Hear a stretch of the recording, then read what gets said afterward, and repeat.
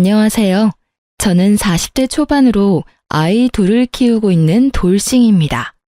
이혼을 한 지는 몇 년 되었는데 이렇게 이혼 글을 쓰게 된 이유는 아주 즐겁고 유쾌한 만남이 있었기 때문이에요. 그날은 첫째 아이 생일 때문에 선물을 사러 백화점에 갔어요. 애가 전부터 사고 싶다고 했던 운동화를 선물하려고요. 그런데 백화점에서 정말 보고 싶지 않았던 면상을 마주쳤어요. 전 남편이었죠. 전 남편은 잔뜩 화가 난 모습으로 씩씩거리며 앞으로 가고 있었어요. 그리고 그 뒤를 따라가는 사람 하나가 있더라고요. 바로 남편의 상간녀였죠. 그런데 바로 알아보지는 못했어요. 사실 저와 헤어질 당시에만 해도 상간녀는 무척 예뻤거든요. 피부는 팽팽하고 주름 하나 없이 관리되어 있었던 데다가 손톱과 발톱에는 매니큐어와 페디큐어로 예쁘게 장식되어 있었어요. 그리고 몸에 딱 붙는 원피스나 하이힐을 즐겨 신는 저와는 정반대의 여자였어요. 그런데 그날 본 상간녀는 그런 모습은 온데간데 없었죠. 아무렇게나 묶은 머리카락에 화장을 했음에도 주름과 노화를 가리지 못했어요. 게다가 손톱은 네일도 없이 뭉툭했고 옷은 예쁜 옷이었지만 얼굴에 노화가 너무 심해서 도무지 이쁜 옷이 어울린다는 느낌이 들지도 않았죠. 그걸 보면서 어떻게 하면 저런 얼굴이 되나 싶었거든요. 게다가 전 남편은 그런 상간녀와 말다툼까지 하고 있었어요. 그리고 그날 저는 두 사람의 대화에 웃으며 축하까지 해줬죠. 제가 왜 남편과 상간녀의 싸움에서 축하하며 웃었는지 궁금하시나요? 제가 천천히 하나씩 알려드릴게요. 저는 남편과 20대 중반에 결혼했어요. 저와 4살 차이가 나는 남편은 당시에도 일을 하는 직장인이었고 저는 이제 막 대학을 졸업한 사회초년생이었어요. 저와 남편은 다른 사람들과는 좀 다르게 이어졌어요. 보통 소개팅, 맞선 등으로 사람을 만나는데 저는 시부의 소개로 남편과 만나게 됐거든요. 당시에 저는 병원에서 일하고 있었는데 시부가 저희 병원에 다니면서 많이 얼굴도 익히고 가까워졌었거든요. 그리고 시부는 언제부터인가 결혼을 안 했으면 우리 아들이랑 만나보는 건 어떻겠냐고 말하셨죠. 솔직히 내키지는 않았어요. 환자와 그런 식으로 엮이는 걸 병원에서도 좋아하지는 않거든요. 물론 개인 재량이긴 하지만 잘못되면 환자도 잃고 제 신용도 잃는 거라 별로 관심을 가지지 않고 사양하겠다고만 말했었죠. 그런데 시부는 아주 끈질기게 말했고 이러다가는 다른 직원들한테도 폐를 끼칠 것 같아서 한 번만 만나기로 했어요. 한 번 만나고 아니면 2번 다시 그런 권유하지 않겠다는 다짐까지 받았죠. 그렇게 남편과 만났는데 생각보다 말도 잘 통하고 재미있는 사람이라 저도 마음을 주게 됐어요. 그렇게 사귀게 되고 1년쯤 되니 시부가 먼저 너희 결혼 안 하냐 하더군요. 그런 건 남편이 먼저 이야기를 꺼낼 건데 시부의 말에 남편도 제게 프로포즈를 하고 그렇게 결혼을 하게 됐어요. 그리고 그때야 알았죠. 시부가 생각보다 부자라는 걸요. 결혼 후에는 첫째 아이가 들어섰고 아이를 낳고 1년 만에 또 둘째 아이를 낳았어요. 연년생이었어요. 아들 둘을 연속으로 낳고 나니 제 몸도 축나더군요. 그래서 남편과 상의해서 남편에게 정관 수술을 시켰어요. 남편도 애가 둘이면 괜찮겠다고 했었고요. 그렇게 결혼 초반에는 저희도 괜찮은 부부였고 가족이었어요. 꼼꼼하고 계획적인 남편과 그런 남편의 뒤를 받쳐주는 와이프였거든요. 그게 엇나가기 시작하게 된 건 아이들이 초등학생이었을 무렵이에요. 저는 일은 완벽하게 잘하는 사람이지만 사실 사생활에서는 그렇게 완벽을 추구하는 타입은 아니에요. 일과 사생활이 철저하게 다른 타입이라고 해야 할까요? 사람의 목숨과 직결된 일을 하면서 직장에서는 내내 긴장되어 있었고 그 결과 집에서는 느슨해질 수밖에 없었어요. 저도 긴장을 풀 때가 있어야 하니까요. 그런데 남편은 그 모습을 엄청 싫어하며 잔소리를 하더군요. 결혼 초반에는 그런 어설픈 모습도 귀엽다고 해주더니 그때는 엄청 싫어하며 잔소리를 했어요. 아마 그때부터 상간녀와의 만남이 있었던 것 같았어요. 그때는 남편의 생일이었어요. 남편 생일은 겨울이라 아이들은 모두 방학이었고 며칠간 친정집에 놀러 가 있는 상황이었어요. 그리고 저는 남편의 서프라이즈를 위해서 남편 회사 앞까지 가서 몰래 남편을 기다렸어요. 저는 남편에게 메시지를 보냈어요. 집에서 기다리고 있을 테니 얼른 퇴근하고 오라고요. 남편이 혹시라도 야근을 할까봐 그렇게 문자를 보냈고 남편은 알겠다고 대답을 보내왔어요. 그렇게 앞에서 20분쯤 기다렸을까요? 퇴근 시간이 10분 정도 지나서야 남편이 밖으로 나오더군요. 그런데 혼자가 아니었어요. 그 사람 옆에 누군가 팔짱을 끼고 서 있더군요. 그냥 회사 사람일 수도 있었어요. 팔짱 정도, 그래, 낄 수도 있겠지. 친한 사이면 그럴 수도 있겠지 하며 애써 생각했는데 그 뒤의 모습은 그런 생각을 깡그리 날려버렸어요. 그 여자가 남편의 얼굴을 쓰다듬더니 뺨에 뽀뽀를 하더군요. 정말 기분이 순식간에 추락하는 걸 느꼈어요. 너무 흥분해서 아무 생각이 들지 않던 저는 그 모습을 보고 그제서야 폰으로 두 사람의 모습을 촬영하기 시작했어요. 그 두 사람은 남편의 차를 탔고 같이 나가더군요. 충격받은 저는 집으로 와서 앞으로의 일을 생각했어요. 한 번의 실수라고 빌고 또 빌면 그래, 용서가 가능할 거야. 애써 이룬 내 가정을 깨트리고 싶지 않았어요. 제대로 확인이라도 해보고 나서 남편에게 따지자. 이런 생각으로 가득했던 저는 그 뒤에 사람을 시켜서 상간녀의 뒤를 캤어요. 물론 그렇게 하면 안 된다고 생각은 했지만 바람피는 남편 뒤를 캐는 게 쉬운 일이 아니더라고요. 그렇게 상간녀에 대해서 알게 된 저는 남편 몰래 상간녀를 만나러 갔어요. 이미 두 사람의 불륜 사진을 잔뜩 받아서 두 사람 사이가 불륜이라는 건 알고 있었어요. 남편은 회사 다니면서 결혼식도 했고 애들 돌잔치도 했으니 남편이 유부남이라는 건 모를 리가 없었죠. 상간녀 집으로 가는 길에 기분이 어찌나 부글부글 끓던지 제 분노를 억누를 수가 없을 정도였어요. 집 벨을 울리자 나온 건 상간녀의 어머니였어요. 혹시 따님 집에 있으신가요?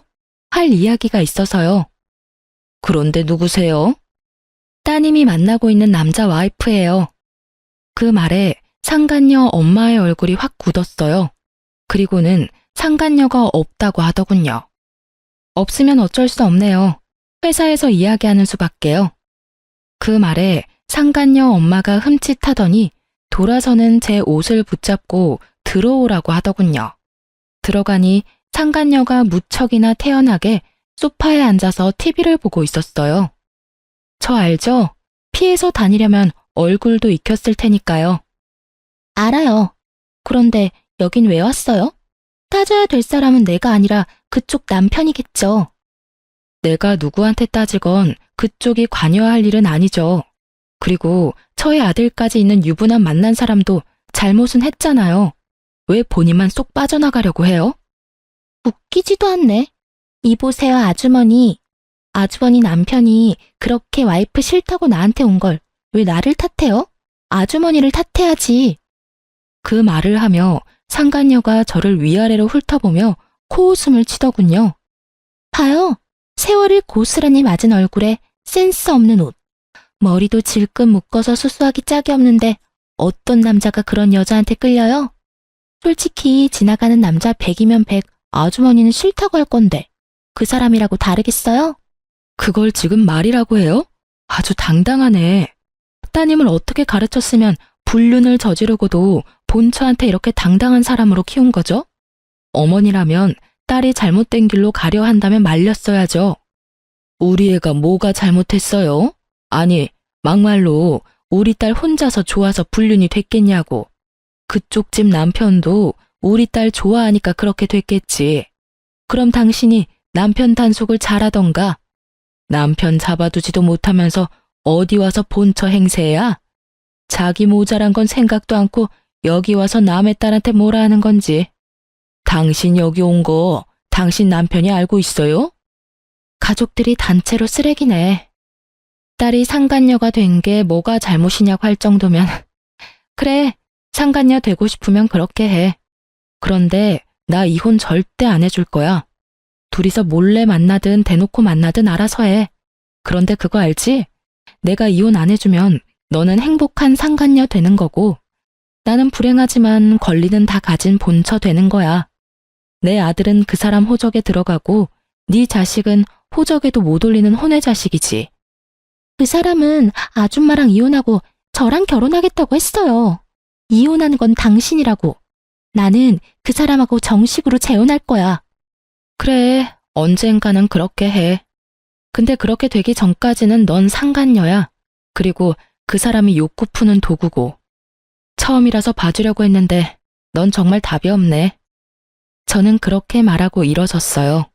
두 사람이 말도 못하고 꿈뻑거리고 있더군요. 잘해봐 어디. 나는 절대로 손해보고는 안 뺏겨. 내가 여자로서 불리하긴 하지. 근데 법적으로는 내가 훨씬 유리하잖아. 안 그래? 그럼 상간녀 소송 걸 테니까 알아서 준비 잘하고 있어. 등기는 회사로 보낼 테니까. 그 말에 상간녀 얼굴이 완전 하얗게 질렸어요. 저는 그 얼굴 보며 비웃어주며 밖으로 나왔죠. 안에서 상간녀 소리 지르는 소리가 밖으로 퍼져나오는데 정말 너무 시원했어요. 그렇게 한탕하고 집에 오니 남편이 저를 기다리고 있더군요. 당신 나랑 이야기 좀 해. 설마 그 여자 집에 갔다 왔어? 당신이 거길 왜 가? 그 여자랑 아무 사이도 아니야. 당신이 그냥 민폐 끼친 거라고. 그 여자는 다르게 말하던데 누가 진짜를 말하는 거야? 그리고 당신 지금 나한테 그 여자 집에 왜 갔냐고 따질 때가 아니지. 여기서 따져야 할 사람은 당신이 아니라 나야. 불륜남. 그 타이틀이 갖고 싶었어? 그래서 회사 직원이랑 바람나서 즐겁게 놀았어? 그런 거 아니야. 그냥 좀 가깝게 지내는 사이고 잠깐 그런 사이가 됐을 뿐인 거지. 당신이 너무 과하게 생각하는 거라고. 불륜이라기보다는 일탈이라고 생각하는 게 맞지. 그 여자한테 그렇게 진심은 아니었다고. 그래? 그럼 다행이네. 사실은 그 여자 정리 안 하면 당장 아버님께 이야기하려고 했거든. 이틀 전에도 당신 바쁘다고 하고 그 여자랑 모텔에서 뒹굴 때 시댁 가서 아버님, 어머님이랑 밥 먹고 근처 놀러 갔다 왔거든. 좋아하시더라. 아들은 부모님한테 신경도 안 쓰는데 며느리가 신경 써주니 이보다 좋을 수 없다고 하시면서 그런 아버님이 아들 불륜 소식을 들으면 얼마나 화내실지 나도 모르니까 알아서 잘 처신해.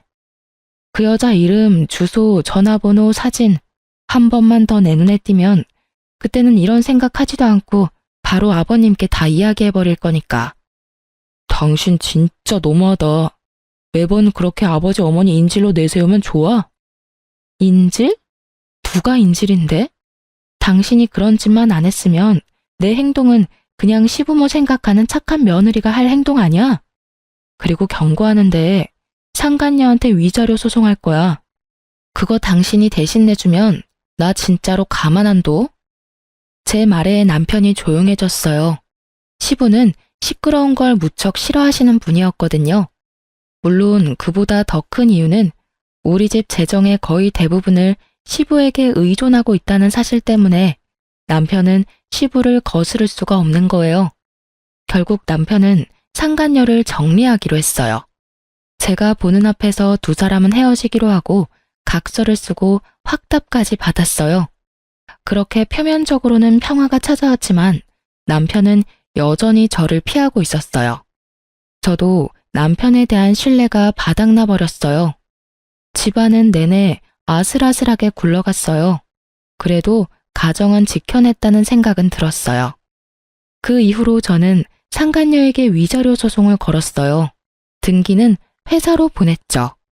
그 등기에 회사에서 한바탕 난리가 났다고 하더라고요. 저야 신경 쓸 일 아니죠. 열어보지 않는 한 남편 이름이 나오는 것도 아니고 말이죠. 자폭해서 남편에게 달려가서 소리라도 친다면 더 속이 시원했을 텐데 그런 이야기가 나오지 않은 걸 보면 불륜남이 누구인지는 이야기 안 한 모양이에요. 결국 상간녀는 일을 그만뒀고 퇴사 후 퇴직금으로 제게 위자료를 줬어요. 그렇게 일이 일단락되는 듯 했는데 그 뒤로 남편의 행동이 수상하더군요. 꿍꿍이가 있는 모양인지 제가 한 집안일에 매번 트집을 잡고 그걸 이유로 화를 내기 시작했어요. 청소가 꼼꼼하지 못하다, 세탁이 위생적이지 못하다, 요리가 맛없다, 남편 내조를 안 한다. 아주 가지가지 내용으로 저를 트집 잡고 화를 냈어요. 저는 한 귀로 듣고 한 귀로 흘렸죠. 제가 못하고 있는 일이 아니었으니까요. 몇 년간의 부부 생활로 저도 어느 정도 집안일에 익숙해진 데다가 제가 못하는 부분은 한 달에 한 번 청소 도우미를 불러서 깔끔하게 정리까지 하는데 문제가 있을 리가 없었어요. 그런데도 남편은 무조건 트집을 잡아 문제를 만들기 시작했어요. 그리고 몇 달이 지나자 남편이 본심을 드러내더군요. 당신이랑 못 살겠어. 이혼해줘. 집안일이고 뭐고 다 내 마음에 안 든다고. 꼼꼼하지도 않고 깨끗하지도 않고 솔직히 이 집에 머물고 싶지도 않아. 구체적으로 어디가 어떻게 마음에 안 드는지 말해봐. 요리? 한식 자격증까지 따서 매일 다른 요리 해주는데 청소? 매일 청소기 돌리고 이틀에 한 번 걸레질하고 음식물 쓰레기도 매일 처리하는데 세탁? 흰 빨래, 검은 빨래, 속옷, 수건 다 따로 세탁하는데 어디가 문제인 건데? 셔츠에 바지까지 다 다림질을 해놓잖아. 그리고 한 달에 한 번 사람 불러서 대청소하고 어디가 문제냐고. 그러니까 내 마음에 안 든다고. 당신이 잘하고 못하고를 떠나서 이런 식으로 하는 거 마음에 안 든다고. 그냥 진짜 이유를 대. 당신 여전히 그 여자랑 정리 안 했잖아. 내가 모를 줄 알았어? 눈만 가리면 다 가리는 줄 알았지? 그 여자 퇴사하고 나가면 내가 모를 줄 알았어? 당신이 이상하게 트집 잡을 때 벌써 상간녀 뒷조사 다 했거든? 재미 잘 봤더라. 자식 새끼들 놔두고 젊은 년이랑 바람피니까 회춘하는 기분이디? 이혼? 이혼하고 싶으면 당신이 아버님한테 허락받아. 그러면 이혼해 줄 테니까. 그 여자가 그렇게 마음에 들면 데리고 와서 이야기하라고. 나 대신 그 여자가 더 젊고 예쁘고 능력 있어서 같이 살고 싶다고. 당신이 직접 아버님한테 말하라고. 그 정도도 못하는 거면 내가 이혼은 왜 해줘? 저는 이번에도 시부를 입에 올렸고 애석하게도 이번에는 남편에게 통하지 않았죠. 남편이 제 집안일을 트집 잡은 건 제게 흠을 만들어 어떻게든 잘 빠져나가 보려고 했던 거니까요. 그 흠을 시부에게 말하면 이혼을 허락받을 수 있다고 생각했던 것 같아요. 남편이 당당하게 말하더군요. 같이 시댁으로 가서 아버지한테 이야기하자고요. 너 진짜 후회 안 할 자신 있어? 이혼하고 그 여자랑 재혼하는 거 잘 생각해 보라고. 그 여자 어떤 면이 좋았는지는 모르겠지만 결혼과 연애는 달라. 그렇다고 이 마음을 숨기고 살고 싶지는 않다고. 그 말에 저는 바로 결정했어요. 이런 놈 데리고 사느니 그냥 놔버리는 게 낫다고요. 그런데 쉽게 놔줘버리면 둘이서 하하호호 할 텐데 그건 너무 싫었거든요. 그래서 저는 남편에게 말했어요. 그래, 가자. 시댁으로 가. 가서 당신이 다 말하고 이혼 허락 받아. 솔직하게 말해서 이 결혼 아버님이 노력해서 한 결혼이야. 그분 속이고 싶지 않으니까 당신이 직접 말해. 결국 남편과 저는 시댁으로 향했어요. 시부는 아무것도 모른 채 갑자기 들른 아들 내외를 무척 반갑게 맞아주셨죠. 아이고, 우리 며느리 왔어? 자, 어여 이리 와서 앉아. 뭐 먹을래? 오늘 며느리 왔으니 그저께 만들어둔 식혜 먹을까? 그렇잖아도 너한테 주려고 만들어놨지. 아버님의 말씀이 끝나기가 무섭게 남편이 말을 꺼냈죠. 아버지, 드릴 말씀 있어요. 저 이혼하고 싶습니다. 그 말에 시부 얼굴이 딱 굳더군요. 놀란 시모도 식혜를 식탁에 내려놓다가 멍하니 서 있고요. 이게 무슨 날벼락인가 싶은 표정이더라고요. 무슨 헛소리야? 너희가 왜 이혼을 해? 아버님, 이 사람 만나는 여자가 있어요. 벌써 오래됐어요. 1년은 넘었으니까요. 남은 여생은 그 사람이랑 함께 살고 싶다고 해요. 제가 하는 일들은 다 마음에 들지 않는다고 하니 제가 어찌할 도리가 없어요. 뭐? 여자? 너 이놈의 새끼, 너 며느리 놔두고 바람을 폈어? 이런 정신 나간 놈을 봤나? 아버지도 그 여자 보시면 마음에 드실 거예요. 와이프보다 착하고 예쁘고 뭐든 다 잘하는 여자예요. 솔직하게 말해서 이제 와이프한테는 마음이 생기질 않아요. 네가 애야? 결혼이 뭔지 모르고 결혼했어? 법적으로 부부가 되는 게 결혼이야. 그걸 일방적으로 망쳐놓고 네가 이혼을 이야기한다고? 답도 없는 놈. 그러니까 아버지, 한 번만 만나봐 주세요. 와이프보다 훨씬 나은 사람이고 아버지 마음에 들지도 모르잖아요. 나는 만나고 싶은 마음 없다. 그리고 이혼 이야기 나한테 꺼내지도 마. 며느리 너도 이혼 원하는 게냐? 아버님, 이 사람 불륜 처음으로 알았을 때 한 번 용서해 줬어요. 그런데 또 그래요. 그리고 저는 이혼 안 해주겠다고 했는데 남편이 강하게 요구하고 있어서 이렇게 가족이 화목하지 않으면 아이들에게도 큰 영향이 갈까봐 두렵기도 하고요. 제 말이 끝나기가 무섭게 시댁 벨이 울리더군요. 그리고 남편은 버선발로 마중을 나갔어요. 상간녀였거든요. 그리고 등장한 상간녀의 모습에 시부모님과 저는 말을 잃었어요. 몸에 딱 붙는 원피스는 허벅지까지 훤히 보이도록 올라갔고 다리에 스타킹도 신지 않았는지 맨발로 들어오더군요. 게다가 손톱과 발톱에 형형색색 네일과 페디큐어는 예전에 제가 본 것보다 더 화려하고 무거워 보였고요. 그리고 거실로 들어오니 그녀의 몸에서 확 하고 짙은 향수 냄새가 풍겼어요. 안녕하세요, 아버님.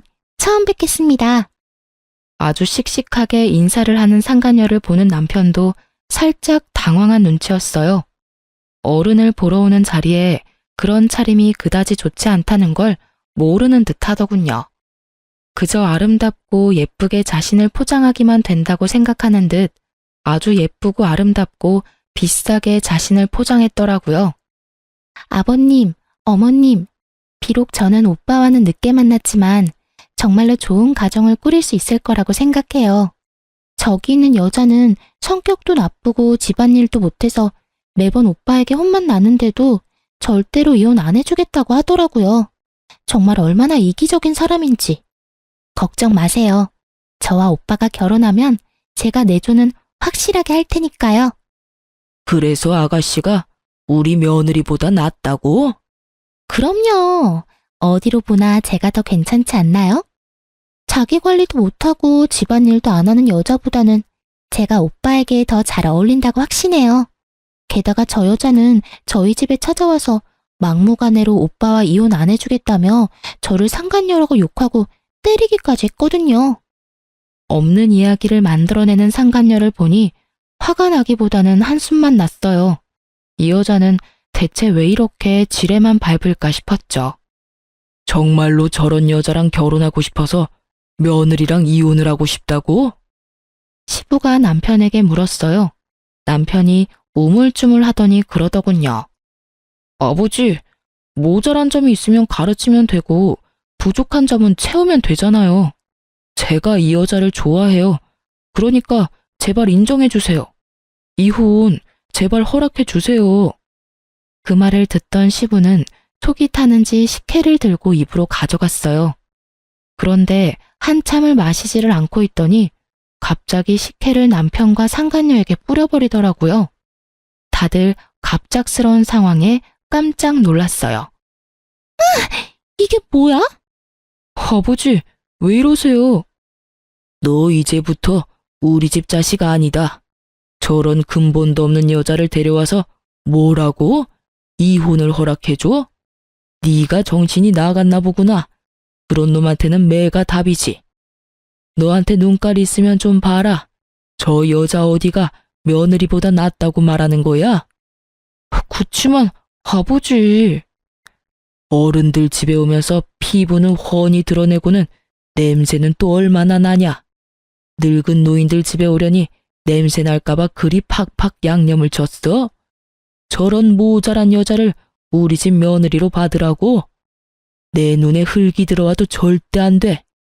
우리 집안 내 대에서 망하는 꼴 보고 싶지 않으니 당장 나가. 네가 하는 말은 아무것도 안 들어줄 거다. 나가. 결국 남편과 상간녀에게는 축객령이 떨어졌고 함께 나가려던 저를 시부가 붙잡아서 같이 나가지는 못했어요. 못난 아들 때문에 미안하다. 내가 이러려고 너랑 아들을 결혼시킨 게 아닌데 많이 힘드냐? 내가 아들놈 두드려 패서라도 사람 만들어 놓을 테니까 그리 걱정 말아라. 아버님 마음도 알고 말씀도 너무 고맙지만 사람 마음이라는 게 간단히 돌아서는 게 아니잖아요. 저번에 외도 걸리고도 남편이 여전히 그 상간녀 만나는 거 보면 남편이 그 여자 많이 좋아하는 건 확실한 것 같아요. 그렇게 되면 제가 설 자리도 없어지는 건 맞고요. 좀 더 남편과 대화를 해보고 어떻게 할지 말씀드릴게요. 그렇게 말하는 저를 시모와 시부는 걱정과 미안함이 가득한 얼굴로 보더군요. 밖으로 나와 집으로 가려는데 갑자기 남편과 상간녀가 튀어나왔어요. 제가 나올 때까지 기다리고 있었던 모양이었어요. 당신 아버지랑 무슨 말 했어? 그걸 왜 나한테 물어? 아버님한테 직접 물어봐. 난 당신이랑 말도 섞고 싶지 않으니까. 미치겠네. 당신이 이혼을 해주면 될 일이잖아. 아버지 끌어들여서 뭘 어쩔 건데? 너 설마 내 재산 때문에 이러는 거야? 재산? 당신이 대체 뭘 가지고 있는데? 당신이 가진 거 다 아버님 거잖아. 아버님 말 한마디면 다 사라지는 거 당신도 알고 나한테 이러는 거잖아. 오빠, 나는 이해가 안 가. 어떻게 이런 여자를 아버님이 그렇게 좋아하실 수가 있어? 도대체 아버님한테 무슨 수작을 부렸길래 나를 싫어하시냐고. 상간녀의 그 말에 저는 웃음이 튀어나오더군요. 그걸 모르다니 당신이 잘 좀 가르쳐줘. 어른 집에 그런 꼴로 오면 누구나 욕하겠지. 그리고 넌 모르나 본데 남편과 나는 아버님이 엮어준 사이야. 그 정도로 마음에 들어서 아들까지 소개시켜줬는데 너 같은 애 왔다고 그 마음이 흔들리겠어? 고생이네. 아무것도 모르는 애 교육시키려면 아주 힘들겠어. 어쨌든 아버님하고 이야기해. 잠깐만. 이렇게 가지 말고 그럼 이렇게 하자. 당신이 나랑 이혼해주면 당신이 원하는 대로 뭐든 해줄게. 이혼만 해줘. 솔직히 내 손에 살 수 있는 건 다 할 테니까. 응? 사랑에 애달아하며 저한테 매달리는 남편을 보니 우라가 치밀더라고요. 어떻게 상간녀 하나 때문에 저한테 뭐든 다 해주겠다는 말을 할 수가 있어요? 어떻게? 저는 남편에게 화가 잔뜩 난 목소리로 말했어요. 뭐든지? 그래, 내가 원하는 거 말해줄게. 당신과 내가 사는 신혼집, 그거 나한테 줘. 재산 분할 아니고 아의 명의를 내 이름으로 달라는 이야기야. 그리고 두 아들, 양육권, 친권도 내가 원해. 내 배로 낳은 내 새끼고 저 여자가 나한테 저렇게 나를 세우는데 내 자식들이 저 여자한테 나쁜 짓 당하지 않는다는 보장도 없잖아? 그리고 이 두 가지 조건을 절대로 번복하지 않겠다는 법적 효력이 있는 약속도 필요하고. 제 말에 상간녀가 더 열받아 하더군요. 그 집이 왜 당신 집이야? 결혼할 때 한 푼도 안 해왔다며. 그럼 그건 오빠 집이지. 이 여자 진짜 완전 돈에 환장했네. 오빠, 주지 마. 이 와중에 상간녀는 우리 애들 이야기는 또 쏙 뺐더군요. 생각하는 거 딱 보면 척이죠. 자기가 남편과 결혼해서 애 낳으면 그 애한테 모든 재산이 갈 거라는 생각으로 아이들 친권과 양육권은 저한테 주라는 거겠죠. 집은 생각해 보겠는데 친권은 혹시라도 내가 그 수술한 것 때문에 애가 안 생길 수도 있고, 그렇게 치면 첫째는 내가 데려가야 할 것 같은데. 그럼 이혼 못하는 거지. 이야기 다 끝났어?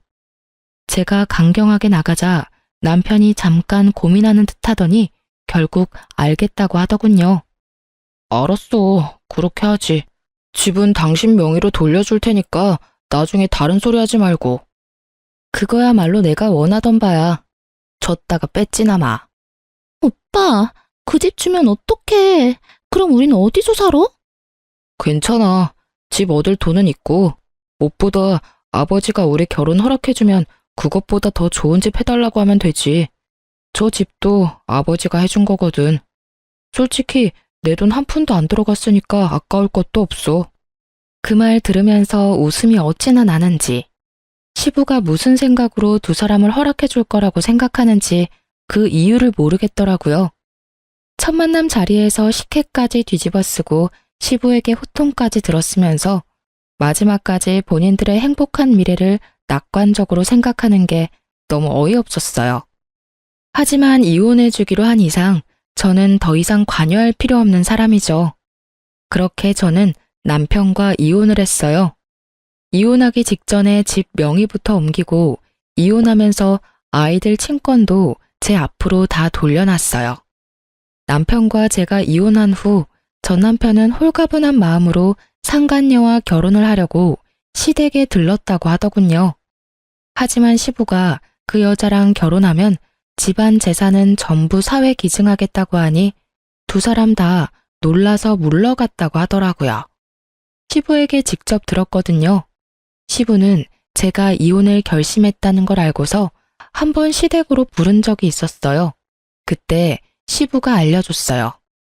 그놈이 제정신으로 돌아와서 너한테 다시 돌아온다고 하면 며느리 네가 받아줄 거냐? 아버님, 저는 그런 건 안 해요. 이미 떠난 마음이고 저하고는 끊어진 연이에요. 억지로 붙였다가 또 어떤 일이 벌어질지도 모르고요. 그냥 아이들이나 잘 키우면서 살고 싶어요. 그 말에 시부가 씁쓸하게 웃으며 말하더라고요. 그래, 그럴 것 같아서 내가 유언장을 좀 고쳐놨다.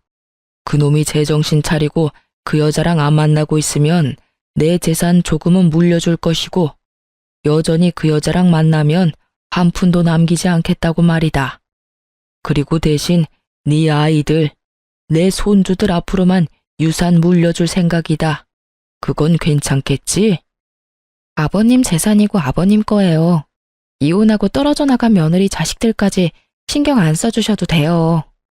아버님 돌아가시기 전에 다 쓰시고 가세요. 저는 그런 거 바라지도 않고 지금 받은 집만 있으면 일하면서 충분히 애들 키울 수 있어요. 내 돈, 내 마음대로 하는 거야. 그냥 너한테는 통보만 하는 거란다. 그리 알고 있어. 시부와 그렇게 대화를 나누었거든요. 전 남편은 상간녀와의 관계를 허락받지 못해서 지금은 직장 근처에 전세로 상간녀와 동거 형태로 살고 있다고 하더군요. 솔직히 결혼은 부모님 허락이 없어도 가능하지만 전 남편이 그렇게 하지 않은 건 시부가 가진 재산 때문일 거예요. 자기가 다 상속받을 건데 괜히 상간녀 비위 맞춰주겠다고 아버지 심기 거스르는 일은 안 하고 싶었던 모양이에요. 그게 화가 났는지 상간녀의 심기가 아주 불편했다고 하더군요. 이혼 후 그 소식 이후로는 전 남편과 관계된 어떠한 이야기도 듣지 못했어요. 솔직히 알고 싶은 마음도 없었고 알 필요도 없었죠. 저도 애 둘 키우며 일하랴 바쁜 사람이었으니까요. 저는 남편과 같이 살던 신혼집을 팔아버리고 친정 옆에 작은 집을 사서 아이들과 지냈어요. 그리고 여태 그 사람들 소식 알지도 못하다가 얼마 전에 두 사람을 보게 된 거고요. 그날은 아들들이랑 약속을 했거든요. 백화점에서 만나서 맛있는 거 먹고 멋진 옷도 사주겠다고요. 처음에 멀리서 볼 때는 누군지 못 알아보겠더라고요. 전 남편은 알아볼 수 있었는데 말이죠. 그렇게 예쁘고 동안에 패셔너블했던 상간녀는 최근 몇 년 사이에 완전히 망가져 버렸더라고요. 주름살, 타버린 피부, 스트레스와 과로로 망가진 몸. 게다가 두 볼이 움푹하게 패여서 마치 노파 같더군요. 저는 두 사람 가까이로 갔어요. 그 사람들도 저를 못 알아보는 것 같더군요. 그럴 수밖에요. 저도 전 남편과 이혼하고 그동안 하지 못했던 피부 마사지나 나를 위한 선물을 자주 줬거든요. 예전처럼 늙고 수수한 아주머니가 아니니까요. 빨리 와. 당신은 도대체 집에서 하는 게 뭐야? 밥을 맛있게 못하는 거면 냉장고는 채워놔야 할 거 아니냐고. 게다가 매번 냉장고 정리도 안 돼서 곰팡이 핀 반찬들을 내가 봐야 해. 그치만 저도 일을 하잖아요. 항상 바쁜데 집안일까지 어떻게 하냐고요. 그런 말이 나한테 통할 것 같아? 그럼 애엄마는 어떻게 그걸 다 했는데? 당신 능력이 모자란 걸 직장 탓으로 돌리지 말라고. 내가 잘못했지. 어디서 아무것도 못하는 여자를 데려와서는 이럴 거였으면 그때 그 여자랑 이혼을 안 하는 게 나았을지도 모르겠어. 무슨 그런 말을 해요? 나랑 사는데 불만이 있는 건 알겠지만 이렇게 살게 된 데는 당신 탓도 있다고요. 우리 사이에 애만 생겼어 봐. 그럼 시댁에서도 분명히 우리 사이 인정해주고 결혼해서 집도 마련해줄 건데 당신이 능력이 안 되니 애가 안 생기는 거잖아요. 수술 복구하면 다 된다면서요. 그 말 믿고 기다린 지가 언젠데 여태 애가 하나도 안 생기냐고요. 병원에 가자니 이상 없다면서 안 간다고 고집이나 부리고 이상이 없을 리가 있어요? 내가 이상이 없는데 그러면 당신한테 이상이 있겠죠. 당신, 내가 이상이 있을 리가 없잖아. 나한테 애가 둘이나 있는 거 잊었어? 그렇게 치면 당신이 더 문제 있는 거지. 그 여자는 잘 가지는 애를 당신은 왜 못 가져? 그리고 애가 있고 없고의 문제가 아니잖아. 당신이 집안일을 너무 못하니까 매번 집안꼴이 개판이지. 같이 살기 전에는 잘한다면서 큰 소리 뻥뻥 치더니 내가 속았어. 그러니까 그 탓을 왜 저한테 하냐고요. 그리고 내가 집안일 잘해서 좋아한 거 아니잖아요. 예쁘고 기분 잘 맞춰줘서 좋다며. 지금 당신 꼴을 좀 봐. 그게 예뻐? 꾸미는 것도 시간 없어서 못했어? 하긴 집안일 개판으로 해놓고 얼굴만 꾸미고 있었으면 더 열받았을 뻔했는데 차라리 그게 낫겠다. 으휴, 내가 왜 그랬나? 내가 왜 이혼을 하고 이 거지 같은 여자를 데려왔는지. 어휴. 두 사람 싸우는 걸 보니 참으로 웃기더군요. 그렇게 사랑한다며 헤어져 달라더니 결국은 둘이 이렇게 싸우고 있는 꼴을 보니 게다가 상간녀의 그 모습은 진짜 상상 이상이었어요. 그녀는 남편이 완벽주의인 걸 모르고 결혼한 것 같더라고요. 아니면 결혼하면 집안일은 사람을 시키려고 생각한 것 같았어요. 그렇지만 시부가 결혼 허락을 안 해줘서 돈도 넉넉지 않은 모양이었죠. 어머, 멀리서 보고 못 알아봤네? 오랜만이야. 당신 잘 지내지? 그런데 안색이 영 별로네? 저의 등장에 상간녀 표정이 완전 망가지더군요. 제일 보기 싫은 사람이었나 봐요. 게다가 제가 예전처럼 수수한 느낌이 아니어서 그런지 자신의 옷을 연신 내려다보며 짜증을 내더군요. 전 남편은 깜짝 놀란 표정이었고요. 당신 몰라볼 뻔했어. 먼저 말 걸지 않았으면 당신인지도 몰랐을 거야. 그러게, 당신이랑 헤어지고 당신한테 쏟던 시간을 스스로한테 쏟다 보니 점점 좋아지더라고. 피부도 몸매도 옷 입는 것도. 두 사람은 쇼핑하러 왔나 봐. 보기 좋네. 부부 둘이서 오붓하게 쇼핑도 하고. 제가 그렇게 말하자 상간녀가 냉큼 전 남편 팔짱을 끼더군요. 두 사람이 싸우는 걸 제가 다 본 것도 모르고 자존심을 세우려고 부단히 노력하더군요. 네, 저희 자주 이렇게 나와요. 그러는 그쪽은 아직도 혼자인가 보네요. 하긴 당신처럼 수수하고 못생긴 여자한테 끌리는 남자는 없겠죠. 그래, 당신 말이 맞아. 그래서 아직 혼자 살아. 뭐 장난으로 결혼하자 사귀자 하는 사람들은 있지만 난 이혼한 사람이고 굳이 다시 그런 길은 가고 싶지 않아서 다 피하고 있는 상황이고. 두 사람은 결혼했어? 그때는 어른들이 반대하신 것 같던데. 그건... 상간녀도 전 남편도 뭐라 말을 못하더라고요. 아직도 결혼은 못했나 보네. 내가 이혼까지 해줬는데 참 아쉬워. 당신도 요령이 없어. 그러다가 아버님이 재산을 당신한테 안 주면 어쩌려고. 차라리 다른 사람을 옆에 두는 게 낫지 않아? 그 말에 상간녀가 발끈하더군요. 미쳤나 봐. 이 여자가 지금 무슨 소리 하는 거야? 이 남자는 이제 내 남자야. 당신이 이래라 저래라 할 수 있는 남자가 아니라고. 이래라 저래라 한 적 없는데? 나는 그냥 걱정돼서 한마디 한 거야. 그리고 너도 참 웃겨. 저 남자가 왜 네 남자야? 너 저 사람이랑 무슨 관계야? 애인이지? 와이프는 아니잖아. 하긴 그런 관념이 좀 희박한 사람이긴 했지. 남의 남자 꼬셔서 데려가서는 별 볼 일 없는 남자로 만들어버렸으니까. 그것도 재주라면 재주고. 근데 지금은 그 예쁜 얼굴은 다 어디 가고, 세상에, 이렇게 늙어버렸어? 어쩌다 이렇게 됐어? 평생 예쁠 것처럼 굴더니. 애인이라도 당신은 전처잖아. 관계가 없는 거면 당신이 다 없지. 그러니까 할 수 있는 말이지. 당신 나랑 헤어지고 저 여자랑 살아보니 좋아? 얼굴색이라도 좋아 보였으면 이런 이야기 안 했을 텐데. 너무 건강이 좋지 않아 보여서 그런 말 한 거야. 하긴 당신은 내가 하는 집안일들도 그다지 좋게 보지는 않았으니까. 집안일은 익숙치 않아도 예쁜 여자랑 살아서 좋을 거야. 그치?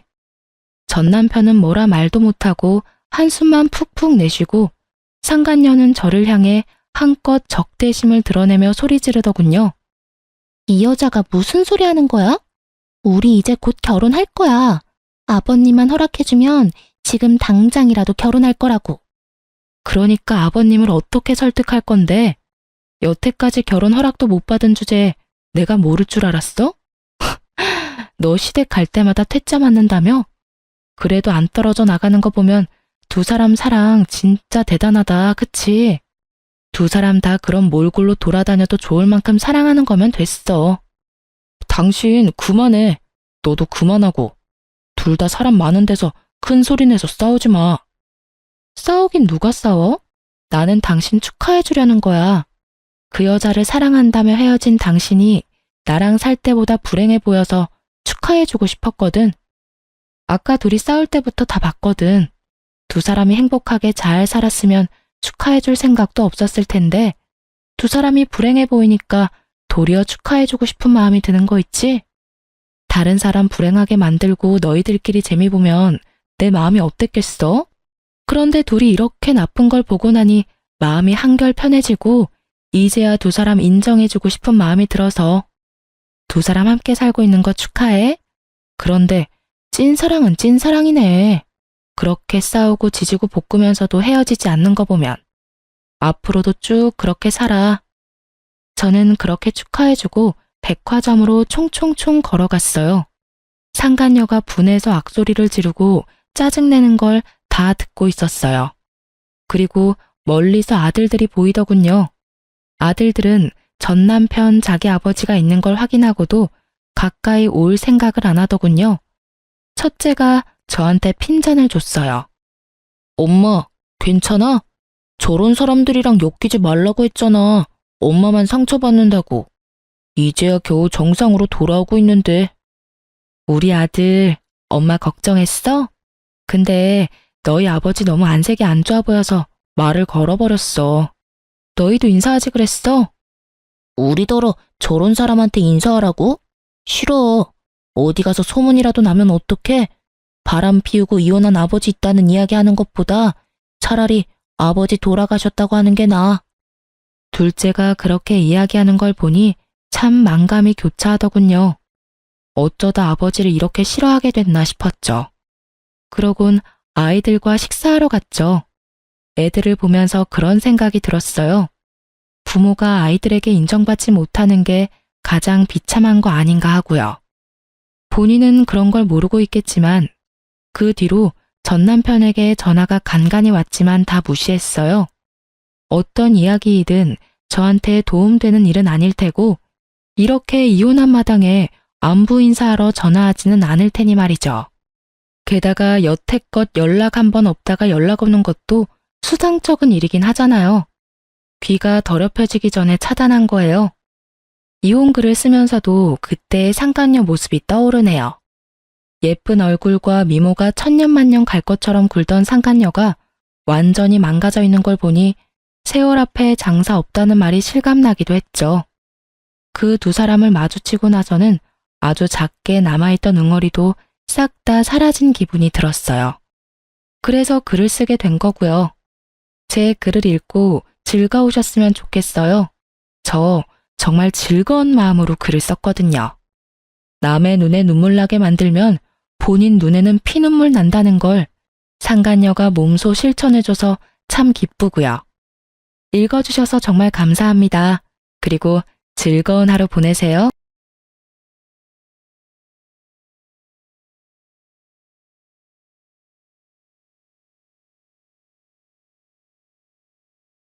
안녕하세요.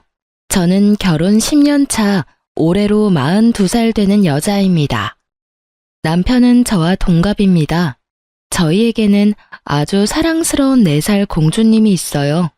남편은 대기업에서 연구원직이고 저는 온라인에서 아기 옷을 판매하고 있습니다. 처음에 마케팅에 힘을 쓴 덕분인지 매출도 잘 나오는 편이랍니다. 아기 옷 택배 발송하면서 자주 들었던 유튜브에 제 사연을 보내면 다들 같이 공감해주고 분노해 주실 것 같아서 글 작성해봅니다. 남편에게는 1살 많은 형이 있어요. 아주버님은 카페를 운영하고 있습니다. 자리가 좋아 매출도 잘 나오고 사람도 참 성실한데 연애는 늘 실패했어요. 시댁에선 아주버님이 좋은 사람을 만나 빨리 결실을 맺길 바랬죠. 그런데 아주버님이 어느 날 12살 어린 여자를 임신시켰다며 급하게 결혼 준비를 했어요. 처음에는 저도 남편도 의아해했죠. 그동안 만났었던 사람들은 늘 비슷한 또래였는데 12살이나 어린 여자를 만났다는 것도 놀라웠어요. 아무튼 혼전 임신 때문에 아주버님의 결혼식은 번갯불에 콩 볶아 먹듯 빠르고 정신없이 진행되었습니다. 시모와 시부도 간절히 바랬던 아주버님의 결혼이었고 겹경사라고 좋아하셨어요. 아주버님의 결혼식을 치른 후 시모 생신이 있어서 가족 모임이 있던 날이었습니다. 손윗동서를 제대로 보는 날이었어요. 결혼식 준비할 때도 잠깐씩 봤으나 워낙 급하게 진행되었던 탓에 대화할 겨를이 없었어요. 저희 시댁은 시모, 시부, 아주버님 모두 인자하시고 좋으셔서 사이가 좋은 편이에요. 친구들도 시댁 잘 만났다며 복 받았다고 부러워했죠. 그런 시댁에 가장 걱정거리였던 아주버님이 결혼하셨고 윗동서가 생겼으니 저도 잘 지내고 싶었어요. 물론 저보다 11살이나 어린 친구였으나 어쨌든 윗동서는 윗동서니까요. 저는 남편과 미리 도착해서 시모 생신상 차리는 걸 도왔고 임신한 윗동서는 딱 식사 시간 전에 왔습니다. 저도 임신 경험이 있고 임신했을 동안 너무 고생했기 때문에 윗동서가 늦게 도착하는 것에 대해선 크게 신경을 쓰지 않았습니다. 만삭이었고 본인 몸 컨디션을 잘 챙겨야 할 시기니까요. 그런데 나이 어린 손윗동서가 시댁에 도착하자마자 저에게 반말을 하더라고요. 동서, 내가 좀 늦게 왔지? 몸이 무거워서 빨리 올 수가 없었네. 순간 뭐지 싶어서 벙 쪘습니다. 제대로 대화해 본 적도 없었는데 첫 대화부터 반말이라니 솔직히 기분이 좋지 않더라고요. 본인이 나보다 한참 어리긴 하지만 그래도 형님이라 하니 기강을 잡고 싶나? 하는 생각이 들었지만 일단 넘어갔습니다. 몸도 힘든데 오느라 고생 많았어요.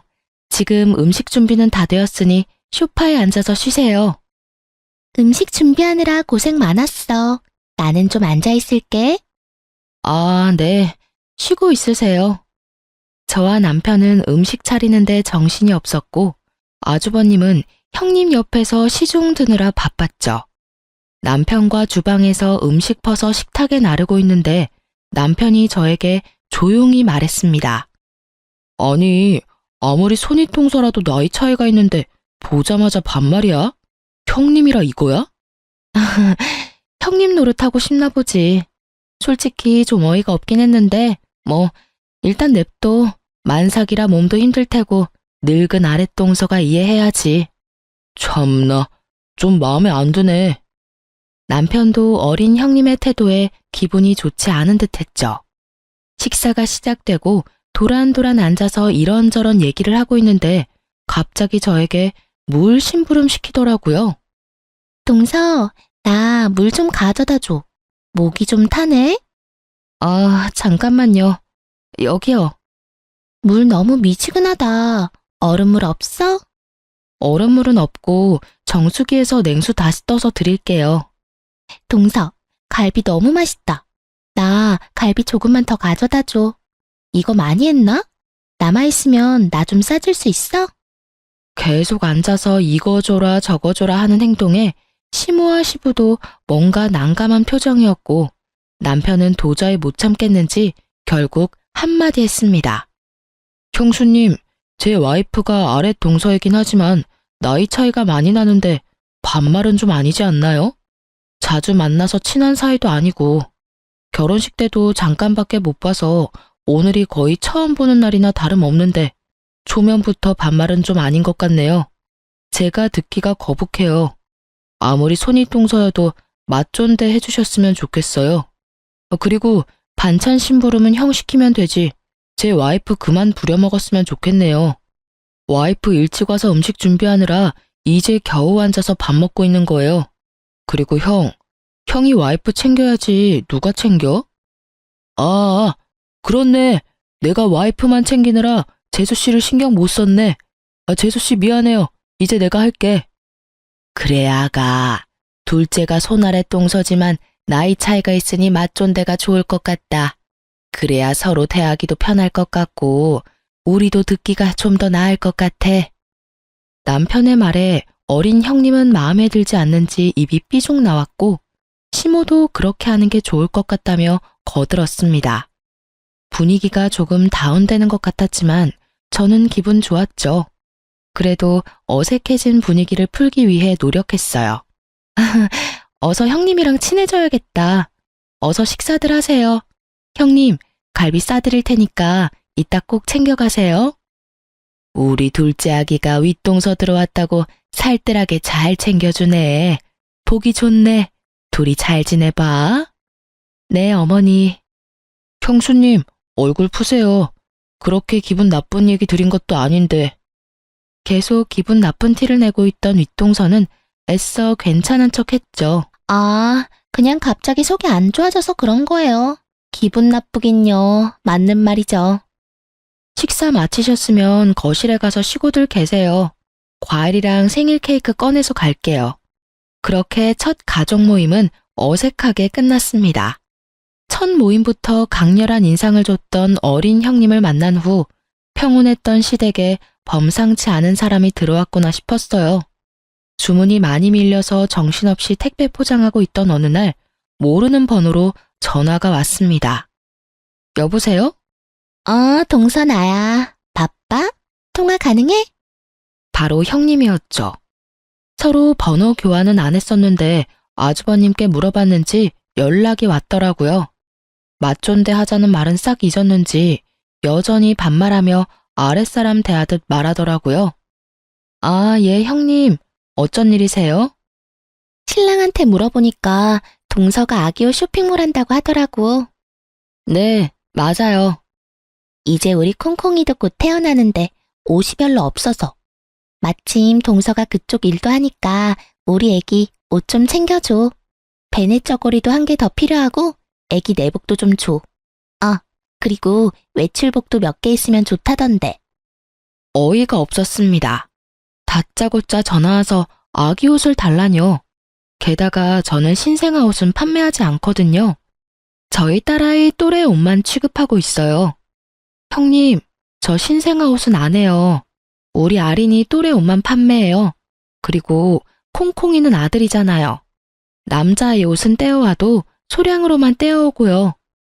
그래도 서로 알고 지내는 다른 옷집은 있을 거 아냐. 동서가 좀 힘써봐. 응? 나도 동서 덕 좀 보자. 떼어오는 옷 도매상 자체가 달라요. 그리고 제가 지금 제 업무하는 것도 바쁜데 직접 발품 팔아서 선물까지 해드리는 건 좀 아닌 것 같은데요. 없을 리가 있어? 난 이해가 안 되네. 아무튼 싸게 사올 수 있을 것 아냐. 한동안 우리 콩콩이 옷은 동서한테 부탁해도 되지? 형님을 굳이 이해시킬 필요가 없을 것 같은데요. 오늘 저한테 처음 전화하신 거 아닌가요? 게다가 저는 연락처를 준 적도 없고. 갑자기 대뜸 전화 와서 아기 옷 선물을 해달라니요.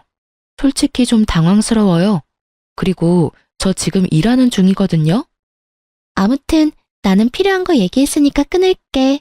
수고. 싸가지 없는 어린 형님은 자기 할 말만 하고 뚝 끊어버렸습니다. 바빠 죽겠는데 전화와서 신생아 옷을 선물해달라니 황당했어요. 물론 친하면 제가 발벗고 나서서 선물해달라고 하기 전에 했겠죠. 하지만 뭐 얼마나 봤다고 저한테 그런 얘기를 하는지 이해가 안 갔죠. 그래도 조카가 곧 태어나니 좋은 아기 내복 하나 골라서 택배 보냈습니다. 물론 윗동서를 생각해서 보낸 건 아니고 아주버님을 위해서 보낸 거였어요. 택배를 받았는지 전화가 왔습니다. 아주 난리를 치면서 말이죠. 동서, 나 무시해? 지금 장난하는 것도 아니고 이게 뭐야? 내복 달랑 한 개? 진짜 어이가 없네. 싸우자는 거야, 뭐야? 어머, 말씀 섭섭하게 하신다. 내복 달랑 한 개라니 그게 얼마짜리 내복인지는 아세요? 그래도 시조카 태어나니 생각해서 좋은 거 보낸 거예요. 본인 아기 옷은 본인이 챙기셔야지. 저한테 옷 맡겨놓으신 거 있어요? 너무 당연하다는 듯 얘기하시네. 내가 그렇게 필요한 거 얘기했는데 이렇게 보낸다는 게 난 이해가 안 가. 전화해서 그렇게까지 얘기했으면 좀 여러 벌 챙겨보내야 하는 거 아닌가? 성의가 없어. 저도 형님이 이해가 안 가네요. 그리고 저 형님 위해서 선물 보낸 거 아니에요. 아주버님 생각해서 보낸 건데 왜 형님이 이렇게 펄쩍 뛰세요? 그러는 형님은 뭐 아린이 간식 하나 사준 적 있어요? 왜 저한테 성의를 바래요? 성의를 먼저 보여주시던가요? 뭐? 진짜 나 화나게 할 거야? 자꾸 이런 식이면 나 가만히 있지 않아? 가만히 있지 않으면 어쩔 건데요? 건방지게 손윗 사람한테 따박따박 말대꾸나 하고 말이야. 손윗 사람이면 손윗 사람처럼 행동해야죠. 어린애도 아니고 말도 안 되는 때를 쓰니 제가 그게 받아들여지나요? 최대한 대접해드리려고 하는데 자꾸 이런 식이면 저도 곤란해요. 또 본인 할 말만 하고 끊는 윗동서 때문에 화가 치솟았습니다. 그날 저녁 남편한테 있었던 일을 얘기했어요. 진짜 미친 거 아니야? 지가 뭔데 옷을 사달라 말라야. 그리고 보내줬더니 또 한 개밖에 안 보냈다고 그 난리를 쳐? 진짜 처음부터 싹퉁머리 없었다고 생각했는데 아니 형은 무슨 결혼을 해도 그딴 생각 없는 애랑 했어? 아, 나한테 반말 띡띡하면서 지 할 말만 하는데 나 욕 나올 뻔했어. 아니 아주버님이 여자 보는 눈이 이렇게 없었는지 몰랐네? 아, 진짜 앞으로 계속 봐야 할 텐데 너무 짜증나 여보. 욕하지 그랬어. 다음부터는 그냥 여보도 반말하고 욕해. 지가 뭐라도 되는 줄 아는 것 같은데 아, 이대로는 안 되겠다. 진짜 형한테 전화해야겠어. 제 얘기를 들은 남편은 아주버님께 바로 전화를 해서 따졌습니다. 형, 지금 집이야? 통화돼? 아니, 아직 카페야. 얘기해. 형, 평소 대체 왜 그래? 왜 와이프한테 전화를 해서 난리냐고. 어? 와이프가 재수 씨한테 전화를 했어? 형이 번호 알려준 거 아니야? 아, 전에 물어보길래 알려준 적은 있지. 왜? 무슨 일 있었어? 아니, 다짜고짜 전화해서 콩콩이 옷 좀 보내라고 했대. 근데 형도 알잖아. 우리 와이프 신생아 옷은 안 파는 거. 그래도 신경 쓴다고 좋은 브랜드 내복 사서 보냈더니 하나밖에 안 보냈다고 전화했대. 장난하냐고. 아, 그리고 맞존대 하자고 했는데 왜 자꾸 반말이야? 억양도 그래. 나이도 11살이나 어린데 건방지게 반말하며 형님 행세를 해? 진짜 마음에 안 들어 정말. 그랬어? 미안하다. 근데 와이프가 만삭이라 몸이 힘들고 그래서인지 조금 예민하기는 해. 조금만 이해해주라. 갑작스럽게 임신해서 결혼까지 하고 또 새로운 환경에 지내려니까 스트레스 받아서 그럴 수 있는 거니까. 이해? 이해는 형만 해. 나는 형수를 이해하려고 해도 이해할 수 없으니까. 그래도 형 와이프니까 도리만 할 거야. 알겠어? 또 내 와이프한테 이런 얘기 전해 들으면 나 그때는 안 참아. 형수한테 꼭 전달해. 다신 이런 일 없었으면 좋겠다고. 웬만하면 개인적으로 연락하지 말라고 해. 알았어. 화 좀 풀어. 와이프랑 얘기해 볼게. 재수 씨한테 미안하다고 전해주고. 일단 나 마감해야 해서 끊을게. 남편은 아주버님한테 전화해서 단단히 일러두었습니다. 하지만 아주버님 반응을 봤을 때 윗동서한테 제대로 잡혀 사는 것 같이 보였어요. 그렇게 어린 형님이 출산을 했고 한동안 마주칠 일이 없었습니다. 명절과 시부 생신 때도 형님은 출산 및 육아로 오지 않았고 저도 크게 상관하지 않았어요. 오히려 좋았죠. 얼굴 꼴도 보기 싫었거든요. 육아 핑계로 계속 오지 않았으면 했어요. 그렇게 몇 개월 예전처럼 별일 없이 잘 지냈습니다. 여느 때와 똑같이 택배 포장하며 업무하고 있었는데 어린 형님한테 카톡이 왔어요. 본인 집에서 김장할 거니까 김장할 준비하라고 연락이 왔더라고요. 저희 시댁은 김장 안 하거든요. 또 뭔 꿍꿍이인가 싶었죠. 저는 먼저 시모한테 전화를 했습니다. 어머니, 올해는 김장하시는 거예요? 응? 무슨 소리니? 우리 매번 사 먹는데 또 주문했는데. 그렇죠? 아니, 형님한테 연락 왔는데 김장할 거라고 연락이 왔더라고요. 그나가한테? 나는 별말 안 했는데 무슨 김장이야. 안 해도 되니까 신경 쓰지 말으렴. 그나가가 계속 너한테 형님 노릇하고 싶나 보다. 나는 김장할 생각 없으니까 신경 안 써도 돼. 주문한 김치 받으면 나눠 놓을 테니까 그때 와서 가져가. 네, 알겠어요, 어머니. 김치 오면 연락 주세요. 한동안 잠잠하다 싶었더니 갑자기 김장이라니 웃기더라고요. 제가 봤을 때는 윗동서도 김장해보지 않았을 것 같았거든요. 저는 어린 형님한테 전화를 걸었어요. 형님, 저희 어머님은 김장 안 하는데 웬 김장이에요? 여쭤보니까 올해도 주문하셨다는데 김장 안 해도 돼요. 형님은 김장 매년 하셨나 보네? 어머님이 안 해도 내가 할 거니까 동서는 그렇게 알고 와서 김장하면 돼. 아니, 왜 제가 형님 말을 들어야 하는 거예요? 이제 우리 가족이니까 같이 김장도 하면서 친해지자 이거지. 저는 아직 형님이랑 친해지고 싶은 마음은 없는데요. 그리고 형님이 김장해서 드시고 싶으면 형님네 먹을 만큼만 하세요. 형님네 김장하는 것까지 왜 저한테 알려주시는 건지 전 이해할 수가 없네요. 그럼 전 바빠서 끊을게요. 뭐? 동서, 말 다 했어? 씩씩거리는 윗동서의 말을 무시한 채 저는 제 할 말만 하고 끊었습니다. 또다시 전화랑 카톡이 왔지만 무시했어요. 시모도 안 한다는 김장을 왜 자기가 나서서 한다고 하는지 기가 차더라고요. 그날 저녁 아주버님한테 전화가 왔길래 받았더니 어린 형님이더라고요. 동서, 윗사람이 말하는데 그냥 그렇게 끊는 게 어딨어? 사람 말은 끝까지 들어야지. 자꾸 이런 식으로 할 거야? 말도 안 되는 소리를 자꾸 하니까 그렇죠. 그리고 형님은 마음대로 끊으면서 저는 끊으면 안 되는 건가요? 형님이랑은 대화가 도저히 안 돼서 통화를 계속하기가 싫어요. 뭔 말이 통해야죠. 그리고 저는 제가 드릴 말은 한 것 같은데 뭐가 문제예요? 무슨 말을 더 해야 하죠? 어쨌든 김장 다음 주 화요일에 할 거니까 오전 9시까지 우리 집으로 와. 안 오면 내가 데리러 갈 거니까. 형님은 일 안 하셔서 한가하시겠지만 전 일하는 사람이에요. 제가 형님이 부르면 네 하고 달려가는 사람이에요. 저는 김장보다는 제가 하는 일이 먼저예요. 김장하면 형님이 돈 줄 거예요? 제가 전화로 실랑이를 벌이고 있으니 남편이 전화를 가져가서 소리쳤습니다.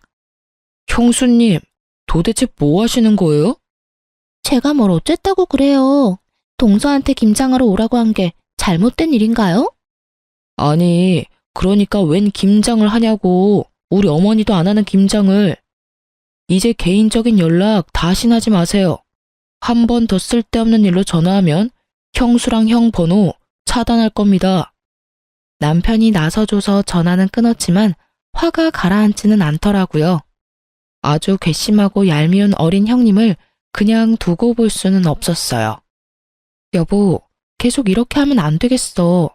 가만히 있으니까 가만히로 보이나 진짜. 무슨 좋은 방안이라도 있어? 방금 아주 좋은 생각이 났어. 아주 따끔한 맛을 보여줘야겠어. 저는 다시 윗동서한테 전화했습니다. 형님, 다음 주 화요일 김장한다고 했죠? 갈게요. 근데 저는 김장을 한 번도 해본 적이 없거든요. 형님이 알려주실 거죠? 그리고 제가 준비하면 어차피 다시 장 봐야 할 것 같으니까 재료들은 형님이 준비해 주세요. 저는 화요일 전까지 제 업무 마무리해야 해서 장 볼 시간도 없고요. 그럼 다음 주 화요일에 갈게요. 김장을 하러 간다고 연락을 하자 남편은 알 수 없다는 표정으로 저를 쳐다봤습니다. 여보, 나도 한성 가라는 거 알지? 내가 아주 매운맛 보여주고 올 테니까 걱정 마. 뭘 하려고 그러는지는 모르겠지만 알아서 잘 하고 와. 걱정 마. 혼쭐 내주고 올 테니까. 김장하는 당일이 되었고 저는 9시에 윗동서 집으로 갔습니다. 시조카는 어디에 맡겼는지 없었고 자기 나름대로 김장 준비를 해놨더라고요. 근데 절인 배추도 아니고 생배추를 사서 쌓아놨더라고요. 형님? 형님도 김장 안 해보셨나 보네. 그냥 배추를 사시면 어떡해요? 절인 배추도 파는데 절인 배추를 사셨어야지. 오늘은 이 배추 절이면 하루 다 가겠네. 제가 이거 배추 절이고 갈 테니 나머지는 형님이 내일 하세요. 내가 왜? 동서는 자고 가면 되지. 자고 가기 불편하면 내일 다시 오면 되고. 어머 형님, 오늘도 시간 안 되는데 형님이 김장해야 한다고 해서 시간 빼고 온 거예요. 저 내일은 시간 못 빼요. 형님이 한가할지 모르지만 제가 하는 쇼핑몰 꽤 잘 돼요. 주문이 매일 들어와서 쉬지 않고 일해도 모자를 판이에요. 형님이 와서 알바할래요? 그럼 저도 뭐 형님 말하는 거 도와드릴게요. 일단 할 수 있는 것까지 다 하고 가. 하지도 않고 뭔 말이 이렇게 많아? 시끄러워 죽겠네 진짜. 고무장갑을 던지길래 그 순간 참아왔던 제 이성의 끈이 후두둑 끊어졌습니다. 그래서 제 앞에 쌓여있던 배추들을 다 집어 던져버렸죠. 동서 이게 뭐 하는 짓이야? 제정신이야? 제정신? 야, 내가 하고 싶은 말이야. 너야말로 제정신이니? 진짜 내가 참다 어이가 없어서. 뭐? 너? 동서 지금 나한테 너라고 했어? 그래, 여기에 너 말고 누가 있어? 어? 그리고 11살 어린 년한테 반말하는 게 뭐 잘못됐어? 뭐? 어린 년? 지금 말 다 했어? 아주 미쳤구나. 아니, 말 다 못했다 이년아. 미쳐? 제대로 미친 거 보여줄까? 어? 내가 그동안 너한테 쫄아서 내내거린 줄 알아? 너 임신 안 했었으면 이미 나한테 머리채 잡혔어. 네가 뭔데 이래라 저래라 하는 거야? 번지수 잘못 잡았어 이 사람아. 내가 뭘 어쨌다고 그래. 윗동서는 저를 그동안 만만하게 봤었는지 180도 달라진 모습을 보고 잔뜩 쫄았는지 찍소리도 못하더라고요. 저는 윗동서 집에 있는 남은 김장 재료들도 바닥에 다 내동댕이 쳐줬습니다. 그만해. 왜 이러는 거야 대체? 형님아, 적당히 해, 적당히. 우리 앞으로 계속 볼 사람들이잖아. 내 성질 건드리지 마. 나 진짜 조용하게 잘 지내고 싶거든? 대체 뭐가 불만이야? 어? 뭐가 불만이냐고 말 좀 해봐. 뭘 그렇게 무섭게 봐요? 어머, 형님 무서웠어요? 지금 제 성격에 반도 안 보여준 건데. 아, 진짜 좋게 지내려고 하니까 자꾸 박박 긁어. 형님 잘못 만나면 스트레스 받는다더니 진짜 요즘 너무 스트레스 받는다 정말. 형님, 저 스트레스 받아서 머리가 너무 아프거든요. 저 집에서 좀 쉬어야겠어요. 그럼 형님은 배추 잘 절이세요. 어디 가요? 이거 다 정리하고 가야지. 정리는 네가 다 하고 김장도 네 다 하세요. 제대로 들이받고 나왔더니 속이 후련했습니다. 저는 나와서 아주버님한테 전화를 걸어 연신 울먹거리기 시작했습니다. 아주버님, 저 진짜 너무 힘들어요. 형님은 제가 뭐가 그렇게 마음에 안 든대요? 혹시 제가 나이가 많아서 싫대요? 재수씨 무슨 일이야. 안 그래도 김장한다고 난리던데 지금 김장하고 있어요? 형님이랑 도저히 같이 못 있겠어서 도망 나왔어요.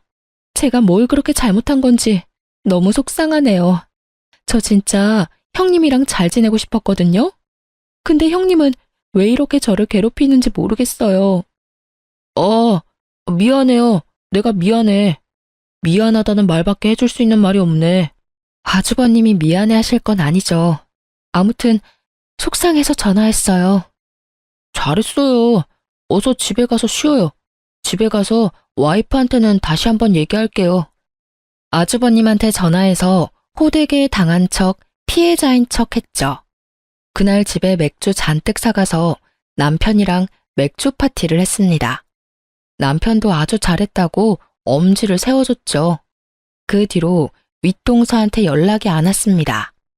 할 수가 없었겠죠. 저는 모르는 척 냅뒀습니다. 김장 사건이 끝나고 어느 날 예전에 꽤 친하게 지냈던 동생한테서 연락이 왔습니다. 너무 반가운 마음에 바로 날짜를 잡아 만났죠. 혜지야, 잘 지냈어? 나 너 연락받고 너무 반가웠잖아. 언니도 잘 지냈어요? 연락하고 싶었는데 바쁘기도 했고. 괜찮아. 이렇게라도 보니까 너무 좋다. 아, 언니.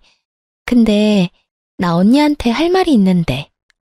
오랜만에 본 동생은 우물쭈물하며 제 눈치를 봤습니다. 응? 무슨 말인데 그래? 괜찮으니까 말해봐. 아, 언니네 아주버님. 아주버님? 무슨 얘기를 하려고 이렇게 뜸을 들여? 속 시원히 얘기해. 그 형님 어떤 것 같아요? 아, 우리 어린 형님? 아주 싸가지 없고 귀엽고 그래. 아, 아기 나왔겠네요. 아주버님 닮았어요? 나왔지. 아니, 아주버님은 안 닮았던데. 그렇다고 형님을 많이 닮지도 않았고. 아직 돌 전이니까 얼굴 많이 바뀌겠지. 아, 언니.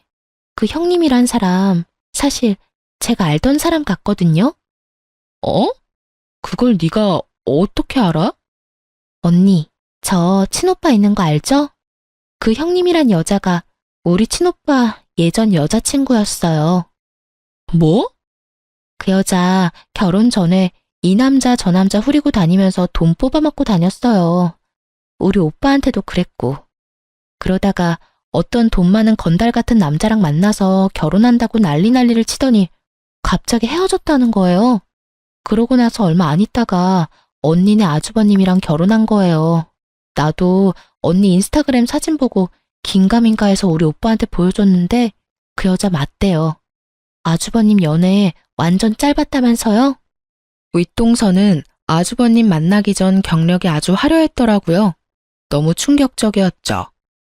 아무리 생각해도 텀이 너무 짧은 것 같고 혼전 임신이라고 했잖아요. 조금 의심스러워서.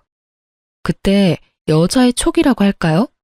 윗동서 전 남자친구의 얼굴을 확인해야 할 것 같았습니다.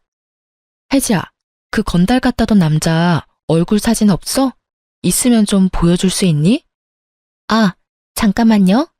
찾아보려면 찾아볼 수 있을 것 같아요. 동생은 여기저기 알아보다 어린 형님의 전 남자친구 사진을 보여줬습니다. 그런데 세상에 이게 어찌된 일인지 시조카랑 얼굴이 비슷하더라고요. 어머머, 우리 시조카랑 비슷하잖아. 누구 닮았나 했더니 진짜 아주 대단한 형님이셨구만. 정말. 닮았어요? 저도 확신하기 전엔 같아부터 말하기 좀 그렇더라고요. 그래도 사기 결혼일 수도 있으니까 계속 언니한테 얘기해야지 하다가 좀 늦어졌어요. 아니야, 혜지야, 연락해줘서 고마워. 내가 좀 더 자세히 알아봐야 할 것 같다. 궁금한 거 생기면 연락할게. 저는 집에 가서 바로 어린 형님에 대해서 알아보기 시작했어요. 그녀는 알면 알수록 엄청난 사람이었습니다. 남자가 없었던 기간이 없었고 남자를 만나면서 늘 동거하며 기생하며 살았더라고요. 아무래도 시조카가 아주버님의 아기가 아닐 것 같았습니다. 일단 전 남자친구라는 사람과 얼굴부터가 너무 닮았고 여러 가지 정황을 봤을 때 임신 시기와 출산 시기도 의심되는 부분이 있었거든요. 저는 곧바로 유전자 검사에 대해서 알아봤습니다. 그런데 아이의 엄마나 아빠가 아닌 다른 사람이 검사를 하는 건 불법이더라고요. 그날 저녁 남편과 머리를 맞대고 고민을 하다가 아주버님께 직접 말해보자는 결론이 나와 다음날 카페로 찾아갔어요. 조심스레 전달받은 얘기를 했습니다. 예상한 대로 적잖이 충격받은 표정이었어요. 형, 솔직히 혼란스럽겠지만 아무리 생각해도 계산이 안 맞긴 하잖아. 형수, 언제 처음 만난 건데? 근데 내 아이일 수도 있잖아. 그러니까 확인해보자. 그리고 형도 갑작스럽지 않았어? 갑자기 임신이라니. 그렇긴 하지. 갑자기 적극적으로 만나자고 했고 얼마 안 되었는데 임신했다고 하니까 좀 당황스럽긴 했어. 그런데 너무 혼란스럽다. 지금 머리가 너무 아파.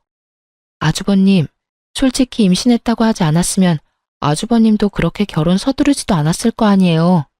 저도 솔직히 처음에 놀랐어요. 아주버님이 너무 갑작스럽게 결혼한다고 해서. 여보, 그 남자 사진도 빨리 보여줘야 할 것 같아. 아주버님, 여기요. 저도 사진 보고 너무 깜짝 놀랐어요. 형이 봐도 닮았잖아. 아주버님은 한동안 말이 없으셨어요. 아주버님, 이게 사실이라면 사기 결혼이에요. 바보같이 당하고만 있을 거예요? 저도 너무 충격받았지만 진실은 밝혀내야죠. 그래, 형, 충격이 크겠지만 일단 확인해봐야 할 것 같아. 이건 우리가 대신해줄 수 없는 일이야. 아주버님은 주말 내내 혼자 술 마시며 괴로워하셨던 것 같더라고요. 그 다음 주 남편을 통해 들었는데 아주버님이 유전자 검사를 신청했다고 들었습니다. 여보 지인 아니었으면 평생 모를 뻔했잖아. 진짜 은인이다 은인이야. 우리도 조카한테 정들기 전에 알아서 다행이야. 그나저나 형님은 아니 그 기집애는 이 사실도 모르고 띵까띵까 놀고 있는 거지? 그냥 가만히 두면 안 되겠어. 여보, 나 잠깐 다녀올게. 저는 한달음에 그년 집으로 찾아갔습니다. 인터폰에 비친 제 모습을 확인하고는 문도 안 열어주더군요. 바로 전화기를 꺼내 전화를 수십 통을 걸어줬습니다. 왜 찾아와서 난리야? 할 말 없으니까 저리 가. 뭐? 찾아와서 난리? 할 말 없으니까 가라고? 야, 너 사기 결혼한 거 동네방네 들키고 싶지 않으면 당장 이 문 열어. 사기 결혼? 무슨 말이야? 무슨 말인지 알고 싶으면 문 열라고. 내가 여기서 고래고래 소리 지르기 전에. 그제서야 바로 문을 열어주더군요. 이야, 이제야 문 여네. 얼굴 보기 참 어렵다. 이 나이도 어린 형님녀나. 뭐? 일단 아기 자고 있으니까 조용히 얘기해. 사기 결혼이라니? 어디서 무슨 얘기를 듣고 온 거야? 저는 두려움에 떨고 있는 그녀 머리채를 팩 잡았습니다. 뭐 하는 짓이야? 이거 나? 무슨 짓이야? 아파. 놔. 아기 자고 있다며. 아기한테 머리채 잡힌 모습 보여주고 싶지 않으면 조용히 해야지. 머리를 잡힌 채 이러지도 저러지도 못하는 그녀에게 조용히 물었습니다. 저 아기 누구 아들이야? 뭐? 무슨 말이야? 우리 아주버님 아기 아니잖아. 무슨 동서. 무슨 그런 말을 해? 내가 아무리 마음에 안 들어서 그렇지 할 말 못할 말 구분 못해? 놀란 토끼 눈이 되어 저를 쳐다보는 그녀를 확 밀쳤더니 철푸덕 넘어지더라고요. 저는 한숨을 쉬며 다시 또박또박 얘기했습니다. 이름이 뭐라고 했더라? 박경민이라고 했나? 너 전 남자친구. 팔, 다리에 문신 가득한 남자 말이야. 내가 봤을 때 박경민 아기인 것 같은데 아니야? 네가 그 사람을 어떻게 알아? 아, 그리고 아까부터 기분 나쁘게 반말이야. 너 이제 내 형님 아니니까 존댓말해라. 감히 11살 나이 차이 나는 언니한테 싸가지 없게. 내 말에 대답해. 어떻게 그 사람을 아냐고. 너 진짜 뻔뻔하게 그지없다.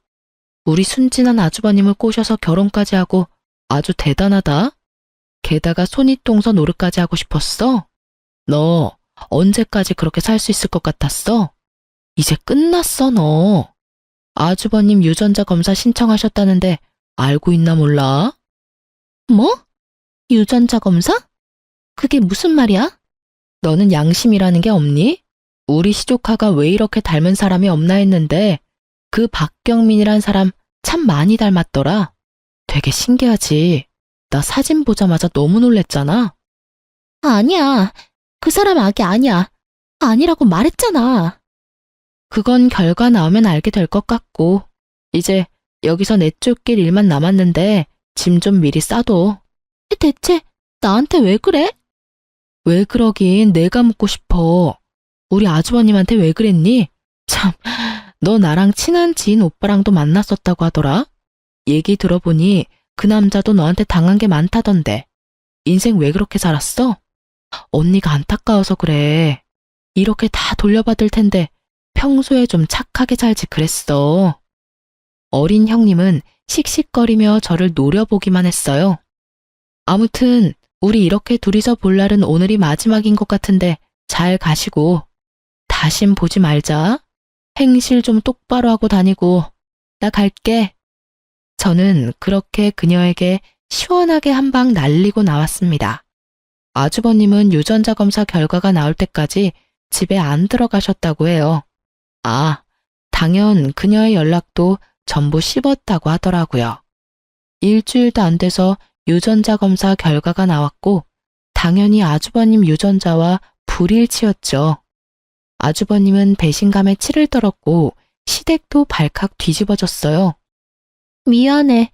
미안해요. 속일 생각은 없었어. 임신은 했고 전 남자친구는 연락이 안 되고 너무 무서웠어. 근데 마침 오빠가 보였어. 카페도 운영하고 안정적으로 보여서 나랑 아기를 거둬줄 수 있을 것 같았어. 미안해. 잘못했어. 속일 걸 속여야지. 어떻게 다른 사람 아기를 속여? 어떻게 사람이 그래? 미안해. 하지만 나도 살아야 할 것 아니야. 나도 아기도 살아야 했어. 오빠도 오케이 했잖아. 나랑 살기로 한 거잖아. 그럼 끝까지 책임져 줘야지. 너 살기 위해 다른 사람의 인생은 어떻게 되든 상관없다는 거야? 나는 이제 널 책임져 줄 이유가 없어. 너와 결혼한 건 내 애를 임신했다고 했으니까 그래서 결혼한 건데 그 애가 내 애가 아니잖아. 미안해. 그래도 우리 아기 돌잔치는 해줘야 하잖아. 응? 몇 개월 안 남았잖아. 그냥 오빠 아기라고 생각하고 키우면 안 돼? 나 잘할게. 오빠가 하라는 거 다 할게. 제발, 제발 용서해줘. 우리 아기? 네 아기인 건 맞지만 내 아기는 아니잖아. 난 다른 사람의 아기를 내 아기처럼 키울 자신은 없어. 그런 것까지 다 이해해 줄 수 있는 사람 만나. 더는 할 말 없다. 오빠 제발. 나 갈 곳 없어. 응? 부모님이랑도 연락 안 되고 형제도 없어. 친구도 없는 거 알잖아. 나 이대로 나가면 아기랑 길바닥에서 지내야 해. 제발. 이젠 내가 상관할 바는 아니야. 너가 알아서 해. 내 인생은 이제 내가 알아서 할 테니 네 인생은 네가 알아서 살아. 오빠, 제발 한 번만 살려줘. 응? 나 좀 살려줘라, 제발. 그녀는 무릎까지 꿇고 엉엉 울며 난리를 쳤지만 소용없었죠. 악의적으로 속인 경우 혼인 취소 소송도 가능하다고 해서 혼인 취소 소송을 진행했고 호적 정리 소송도 같이 진행했습니다. 아주 앙큼한 짓을 벌였던 그녀는 품 안에 갓난아기를 안고 쫓겨났습니다. 아주버님도 자기 아이가 아닌 걸 알게 된 이상 같이 지낼 수 없었기 때문이죠. 나중에 아주버님께 얘기를 들어보니 연애 전에는 소개받은 친한 여동생이었는데 나이 차이가 많은데도 사귀자고 들이댔다고 하더라고요. 그치만 아주버님이 계속 나이 차이를 이유로 계속 거절하자 그녀는 최후의 수단을 쓴 거였죠. 한 번은 둘이 술을 너무 많이 마셔 기억이 안 나는 하룻밤을 보내버렸고 나중에 찾아와서는 이미 임신했다며 자기를 책임지라고 말했다고 합니다. 사랑하는 마음은 크지 않았어도 자기가 저지른 일에 대해서는 책임을 져야 한다고 생각한 아주버님은 급하게 결혼을 진행한 것이었습니다. 결혼 후에 점점 대책 없는 성격인 것을 알게 된 아주버님도 아기 때문에 어쩔 수 없이 참으면서 지냈던 거였고요.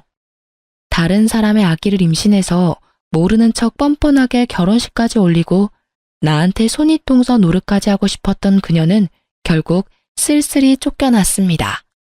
그렇게 모든 소동이 끝나고 아주버님한테 연락이 왔어요.